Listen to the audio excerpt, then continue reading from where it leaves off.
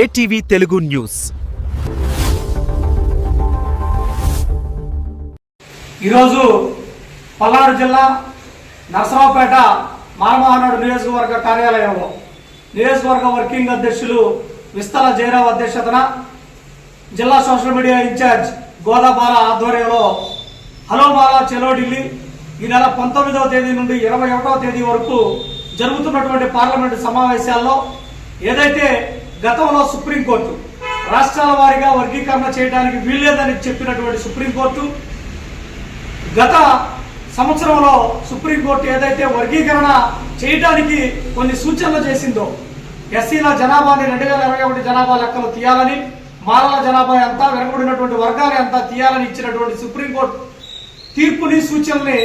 ఆదేశాలుగా తీసుకొని 2 తెలుగు రాష్ట్రాల్లో ఎస్సీ వర్గీకరణ పేరిట తెచ్చినటువంటి ఆర్డినెన్స్ ని రద్దు చేయాలని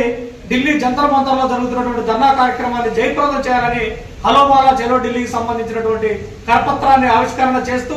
పల్నాడు జిల్లా మాత్రమే కాదు రాష్ట్ర వ్యాప్తంగా ఉండబడినటువంటి మాలలు, అంబేద్కర్ వాదులు, రాజ్యాంగాన్ని గౌరవించేటటువంటి ప్రతి ఒక్కరూ కూడా ఈ యొక్క డివై చంద్రచూడ్ రాజ్యాంగ ధర్మాసనం ఇచ్చినటువంటి వర్గీకరణ తీర్పు విషయాన్ని వ్యతిరేకిస్తూ అలాగే 15% ఉన్నటువంటి ఎస్సీల రిజర్వేషన్ ని 20%కి పెంచాలని, అలాగే ప్రైవేట్ రంగాల్లో రిజర్వేషన్ కల్పించాలని, అలాగే ఏదైతే ఎస్సీ ఎస్టీ కేసుల్లో 41 నోటీసులు ఇస్తా ఉన్నారో 41 నోటీసులు రద్దు చేస్తూ 9వ షెడ్యూల్లో చేర్చాలని, ప్రధానంగా దళిత క్రైస్తవులను ఎస్సీ జాబితాలో చేర్చే విధంగా పలు అంశాలపై మాలమహానాడు జాతీయ అధ్యక్షులు గోడ అరుణ్ కుమార్ గారి నేతృత్వంలో ఢిల్లీకి మేము పిలుపునివ్వడం జరిగింది. వేలాదిగా మాలలు తరలి రావాలని పిలుపునిస్తూ ఈరోజు ఏదైతే ఈ రాష్ట్రంలో ప్రధానంగా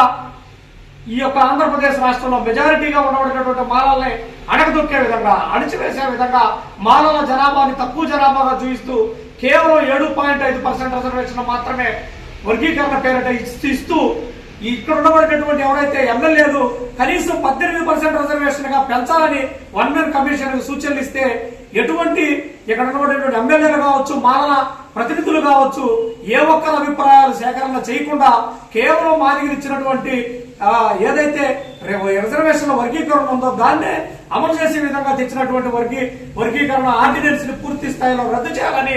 ఢిల్లీకి పిలిపించినటువంటి కార్యక్రమాన్ని జయప్రదం చేయాలని ఈ సందర్భంగా పిలుపునిస్తా ఉన్నాం.